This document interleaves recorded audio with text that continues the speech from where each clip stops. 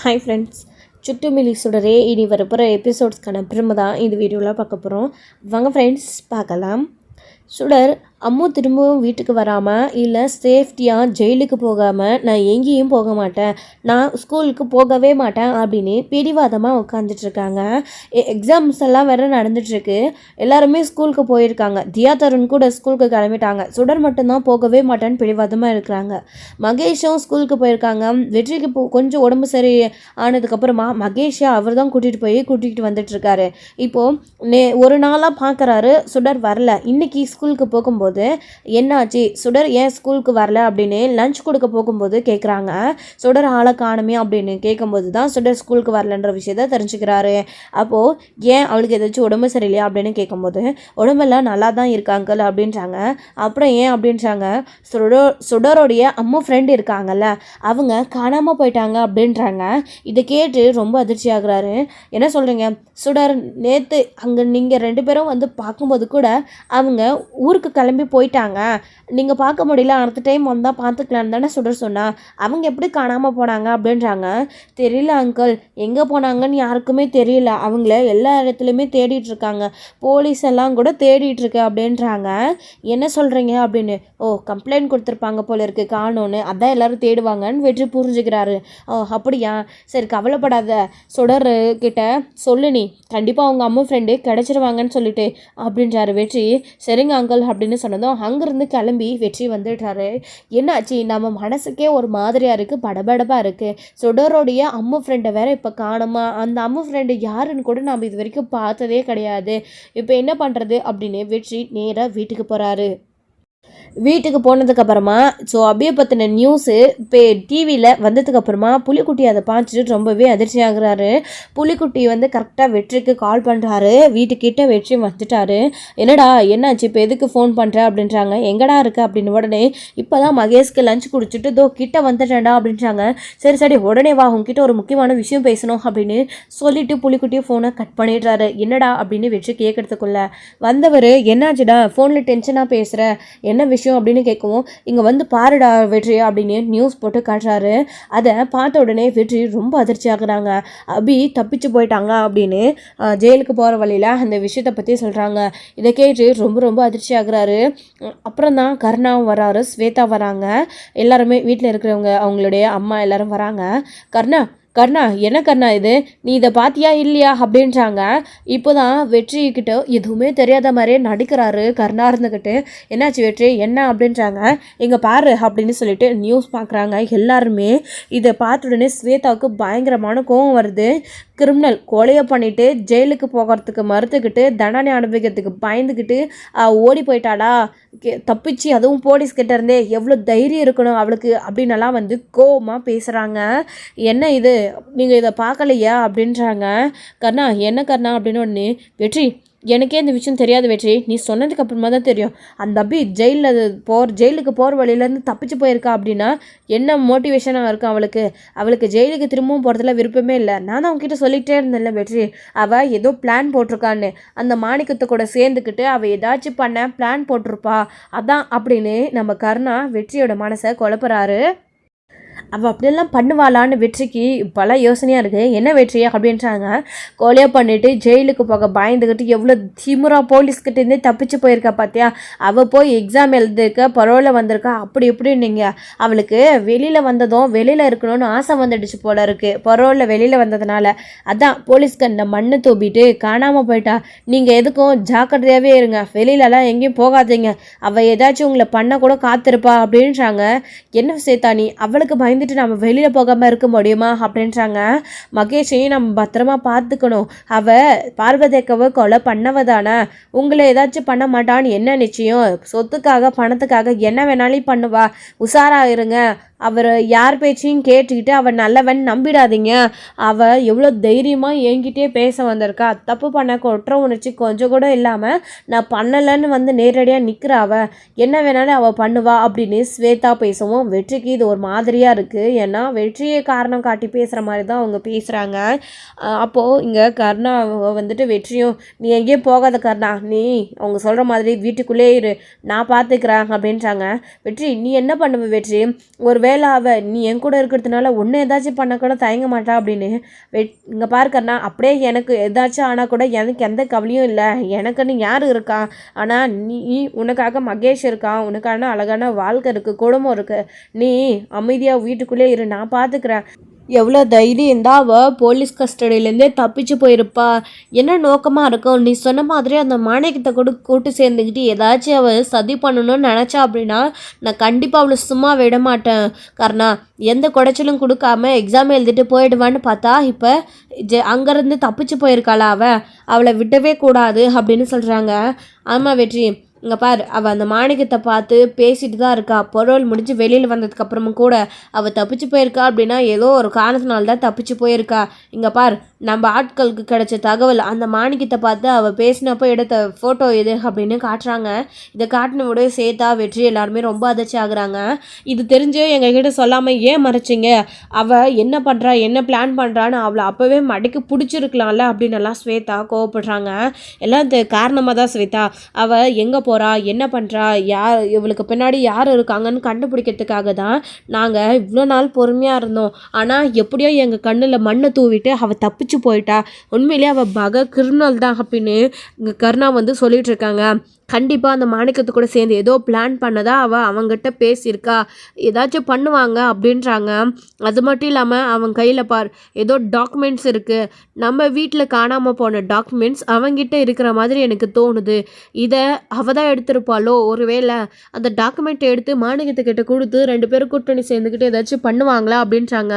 அந்த டாக்குமெண்ட்டை எடுக்க வீட்டுக்கு வந்தவ எப்படி கர்ணா, அது ஒன்று மட்டும் அவள் எடுத்துகிட்டு போயிருக்கணும், அவளுக்கு தேவையானது பணம் நகை சொத்து எல்லாமே தானே, எல்லாத்தையும் எடுத்துகிட்டு போயிருக்கணும். நீ சொல்கிறதெல்லாம் வச்சு பார்க்கும்போது எனக்கு அப்படி தோணலை கர்ணா அப்படின்னு வெற்றி சொல்கிறாரு. என்ன வெற்றினி, இவ்வளோ தூரம் நான் ஃபோட்டோ ஆதாரத்தோடையும் காட்டியும் அந்த அபி தப்பு பண்ணியிருக்க மாட்டா, அவள் எடுத்திருக்க மாட்டான்னு அவளுக்கு சப்போர்ட் பண்ணுற அப்படின்றாங்க. கர்ணா, நீ நினைக்கிற மாதிரி அவளுக்கு நான் சப்போர்ட்லாம் பண்ணலை, ஆனால் இதுக்கு பின்னாடி அவள் தான் இருக்கான்னு தெரிஞ்சால் கண்டிப்பாக நான் அவளை விடவும் மாட்டேன். நீ டென்ஷன் ஆகாத கர்ணா, நீ போய் வேலையை வீட்டுக்குள்ளே இரு, நான் பார்த்துக்கிறேன் அவளை, புலிக்குட்டி அப்படின்னு புலிக்குட்டியை கூட்டிகிட்டு அங்கேருந்து வெற்றி போடுறாரு. வெற்றிக்கு அப்படி போகும்போது பல குழப்பங்கள். மாணிக்கத்தை பார்த்து அவள் பேசியிருக்கா அப்படின்னா என்ன நோக்கமாக இருக்கும், என்கிட்ட கூட அவள் எக்ஸாம் எழுதிட்டு போயிடுவன் மட்டும்தானே சொன்னான், இப்போ மாணிக்கத்தை பார்த்து பேசியிருக்கா, ஜெயிலுக்கும் போகாமல் தப்பிச்சு போயிருக்கான்னா என்னவா இருக்கும் காரணம் அப்படின்னு வெற்றிக்கு யோசிக்க தோணுது. அப்படி அவள் போவாளா அப்படின்னும் யோசிக்க தோணுது. அப்படி தப்பிச்சு போகிறவளா இருந்தால் அவள் மாணிக்கத்துக்கிட்ட ஏற்கனவே பேசிட்டு தான் இருக்கான்னு கர்ணா நான் சந்தேகப்பட்டு ஜெயிலில் இருக்கும்போது கேட்டுட்டு இருந்தோம். ஏன் அவள் அப்போவே மாணிக்கம் வந்து முதல் தடவை பார்த்தப்பவே இப்போ பரோல் எக்ஸாம் எழுதுறதுக்கு வந்த மாதிரி ஏதாச்சும் காரணம் சொல்லிட்டு அவள் வெளியே தப்பிச்சு வந்திருக்கலாம்ல, அங்கேருந்து கூட அவள் தப்பிச்சு போயிருக்கலாம்ல. அப்படி எதுவும் செய்யாமல் இப்போ பரோல் முடிஞ்சு வந்ததுக்கப்புறமா ஏன் அவள் ஜெயிலுக்கு போகும்போது திரும்பவும் தப்பிச்சு போகணும் அப்படின்னு பல குழப்பங்கள் வெற்றிக்கு வந்து யோசிச்சுட்டே இருக்காரு. இதெல்லாம் ஒரு சைடு இருக்க, இன்னொரு சைடு பிரபாகரன், அது மட்டும் இல்லாமல் இங்கே சண்முகம் அபியை தேடி தேடி அழியிறாங்க. அபி இல்லவே இல்லைன்னு சொல்லிட்டு அங்கே அபிக்கு கர்ணா பச்சை தண்ணி கூட கொடுக்காம அப்படியே கட்டி போட்டு வச்சுருக்காங்க. 2 நாளாக அவங்க அப்படியே மயக்கத்தில் அப்படியே விழுந்து கிடக்குறாங்க. பசினால் நாக்கு தொண்டெல்லாம் வறண்டு போய் ரொம்ப சித்திரவதை அனுபவிக்கிறாங்க. ஏன்னா இந்த சித்திரவதை எனக்குன்னு தெரியலேன்னு கடவுளே, நான் என்ன பாவம் பண்ணேன், என்ன தப்பு பண்ணேன், என் சுடர் பொண்ணுக்காக நான் உயிரோடு இருக்கணும், என் சுடரோட நிலைமை என்ன ஆகிறது அப்படின்னு தான் அழுகுறாங்க. யாருக்காக வெளியினாலும் சுடருக்காக இந்த குழந்தைக்காக இந்த உலகத்தில் வாழணும் அப்படின்னு அபியை ஆசைப்படுறாங்க. இதனால தான் உயிரை கெட்டியாக பிடிச்சிக்கிட்டு சித்திரவதை அனுபவிச்சுட்ருக்காங்க. அவங்க எவ்வளோ டார்ச்சர் பண்ணாலே இது எல்லாத்தையும் பொறுத்துக்கிட்டு என்னோட சைடு இங்கே சரளாக்கு வேறு ரொம்ப அசிங்கமாக இருக்குது. ஸோ அபி தப்பிச்சு போயிட்டா அப்படின்னு உடனே அதை இவங்க நம்புகிறாங்க. அவள் தான் தப்பிச்சு போயிருப்பா போல இருக்கு, தப்பிச்சு எங்கே போயிட்டா, இருக்கிற கொஞ்சம் நஞ்சம் மானத்தையும் வாங்கிட்டா அப்படின்னு. அதுக்கேற்ற மாதிரி தான் அக்கம் பக்கத்தில் இருக்கிறவங்க ஒரு சிலர் வந்து சரளா, உங்கள் வீட்டில் இந்த பொண்ணு ஏதோ எக்ஸாம் எழுதிட்டு போயிடுவா அப்படி எப்படின்னு சொல்லிட்டு இருந்தீங்க, ஆனால் அவள் தப்பிச்சு போயிட்டு தான் நியூஸ்லலாம் வருதே, அந்த அபி என்ன பொண்ணு தப்பிச்சு போனது உங்கள் வீட்டில் இந்த பொண்ணு தானே, அவள் உன் தங்கச்சி தானே, உன் புருஷனுடைய தங்கச்சி தானே, அபி தானே, அவள் தானே ஜெயிலிருந்து வந்தா, அவள் தானே தப்பிச்சு போயிட்டான், உன் வீட்டுக்கு போலீஸ் எல்லாம் வந்து போச்சு போல இருக்கு, என்ன நிஜதானே அப்படின்னு துக்க விசாரிக்கிற மாதிரி பேச ஆரம்பிக்கிறாங்க. இதெல்லாம் சரளாவுக்கு ரொம்பவே கோவத்தை உண்டுபடுத்துது. ஐயோ எல்லாரும் இங்கே வந்து போகிறீங்களா அப்படின்னு அபினால் அசிங்கப்பட்டு அக்கம் பக்கத்தில் வீட்டுக்காரங்க கிட்ட கூட அவங்க கோவப்பட்டு பேசுகிற மாதிரி சொந்த பந்தங்கள்லாம் விட்டு போகிற மாதிரி அவங்களுக்கு சுச்சுவேஷன் ஆகுது. இதெல்லாத்தையும் பார்த்து ரொம்பவே கோவப்படுறாங்க. சுடர் அங்கே தான் வீட்டில் தான் இருக்காங்க. இதெல்லாத்தையும் பார்த்துட்டு தான் இருக்காங்க சுடர். அம்மு அப்படியெல்லாம் பண்ணியிருக்க மாட்டாங்க, எங்கேயும் போயிருக்க மாட்டாங்க அப்படின்னு சொல்லிட்டு சுடர் வந்து பேசவும் சரளாக்கு இன்னும் கோபம் அதிகமாகுது. போய் நீ வாயை மூடிட்டு உட்காந்துக்கிறியா? உன் அம்மாக்காரி ஒழுங்காக இருந்திருந்தா ஏன் எங்களுக்கு இந்த பிரச்சனை வரப்போகுது? அவளால் எங்களுக்கு எப்பயுமே பிரச்சனை தான். போனால் போகுதுன்னு அமைதியாக இருக்கலான்னு இருந்தா இப்போ ஜெயிலிருந்து தப்பிச்சு போகிற அளவுக்கு அவளுக்கு என்ன வந்துச்சு?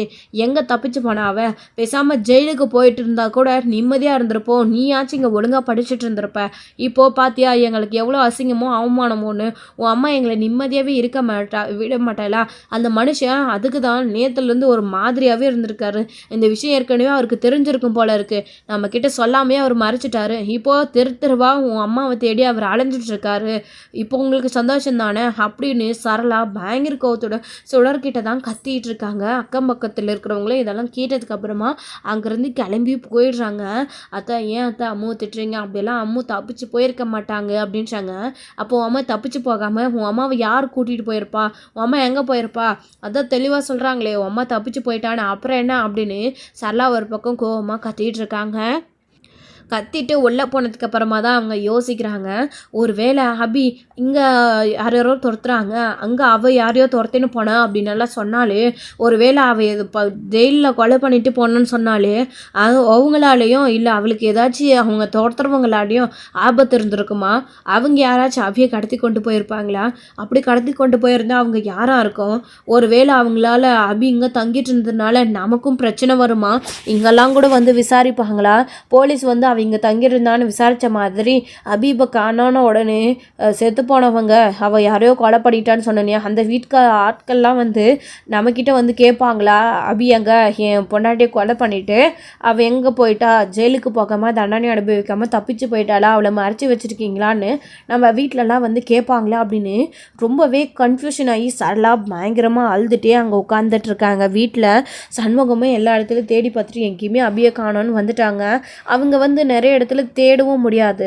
இப்போது அதுக்கப்புறம் சண்முகம் வந்த உடனே எங்கே என்னாச்சு அப்படின்னு உடனே இல்லை எங்கே போனான்னு தெரியல, இன்னும் கண்டுபிடிக்கல அபியா அப்படின்ன உடனே ஏன் தான் இந்த கஷ்டம் நம்மளுக்கு தெரியல, ஏதாச்சும் சாப்பிட்டீங்களா இல்லையா, சாப்பிட்றீங்களான்னு கேட்குறாங்க. எனக்கு எதுவும் வேணாம் சார்லா அப்படின்றாங்க. அதானே உங்கள் தங்கச்சி வீட்டுக்கு வர வரைக்கும் உங்களுக்கு ஒரு சொட்டு கூட வாயில் இறங்காது, உங்களுக்காக இங்கே நாங்கள் எல்லாருமே இருக்கோம், அவள் பண்ணிட்டு திரிகிற வேலைக்கு நாம் பொறுப்பாக முடியுமா? அவள் எங்கேயோ தப்பிச்சு ஓடி போயிட்டா இதுக்கு நீங்கள் பொறுப்பா? அப்படி சாப்பிடாம கொள்ளாமல் அவளையே தேடிட்டு இருக்கீங்களே, அவள் எங்கே போயிருக்காளோ என்ன பண்ணுறாளோ? அவள் போலீஸில் அவங்களெல்லாம் தேடி கண்டுபிடிச்சிருவாங்க. நீங்கள் முதல்ல சாப்பிடுங்க, எங்களுக்குன்னு இருக்கிறது நீங்கள் மட்டும்தானே அப்படின்னலாம் வந்து சரளா சண்முகத்துக்கிட்ட பேசுவோம். சண்முகத்துக்கு கோவம் வருது. என்ன சரளா நீ நேரத்துக்கு ஏற்ற மாதிரி உன்னை நீயே மாற்றிக்கிற, இப்படியெல்லாம் பேசாத சரளா, அபியெல்லாம் எங்கேயும் தப்பிச்சு போயிருக்க மாட்டா, அபிக்கு ஏதாச்சும் ஆயிருக்கணும், அவளை யாராச்சும் கடத்திட்டு போயிருப்பாங்க, அபி கண்டிப்பாக வந்துடுவா அப்படின்றாங்க. எப்படிங்க நீங்கள் சொல்கிறீங்க அவளை கடத்திட்டு போயிருப்பாங்கன்னு சொல்லிட்டு? உங்களுக்கு தெரியுமா? நீங்களா தேவையில்லாமல் எதுவும் பேசாதீங்க. அவள் பிள்ளைக்காரி ஏற்கனவே உட்காந்து சுடர் அங்கே அழுதுட்ருக்கா அவள் அம்மாவை காணுன்னு, இதில் நீங்கள் வேறு கடத்திட்டு போயிருப்பாங்க அப்படி இப்படின்னு சொன்னீங்களா, அப்புறம் ஒப்பாரி வைக்க ஆரம்பிச்சிட போகிறா. இந்த வீடியோ அழுவு சத்தம் மாதிரி கேட்டுட்ருக்கு, எல்லாம் என்ன நேரமோன்னு சரளா கோவத்தோடு உள்ளே போயிடுறாங்க. சண்முகம் ஒரு பக்கம் என்ன கடவுளே அபி நீ எங்கே இருக்க என்ன பண்ணுறேன்னு அழுதுகிட்டே இருக்காங்க. இங்கே இன்னொரு சைடு வெற்றி வந்து என்ன நோக்கத்துக்காக அவள் தப்பிச்சு போயிருப்பா அப்படின்னு விசாரித்து பார்க்கலாம். மாணிக்கத்துக்கும் அவளுக்கும் கூட்டு இருக்குமா கர்ணா சொன்ன மாதிரி? அப்படி இருக்குதா இல்லையா, எதுக்காக மாணிக்கத்தை அவள் போய் பார்க்கணும் அப்படின்னு அவரும் தேடிட்டுருக்காரு. கன்ஃபியூஷனில் இருக்காங்க. இதோட இந்த எபிசோடு வந்து முடிச்சிருக்காங்க. அடுத்தடுத்த எபிசோடில் என்ன நடக்க போகுது? வெற்றியை அபியை கண்டுபிடிப்பாரா, பிரபாகரன் கண்டுபிடிப்பாங்க, இல்லை போலீஸ் கண்டுபிடிக்க போதா, இல்லை கர்ணா ஏதாச்சும் அபியை பண்ண போகிறாங்களா அப்படின்றதெல்லாம் வெயிட் பண்ணி நெக்ஸ்ட் வீடியோவில் பார்க்கலாம். Friends thank you. இந்த வீடியோ உங்களுக்கு பிடிச்சிருந்தா லைக் பண்ணுங்கள், ஷேர் பண்ணுங்கள், கமெண்ட் பண்ணுங்கள்.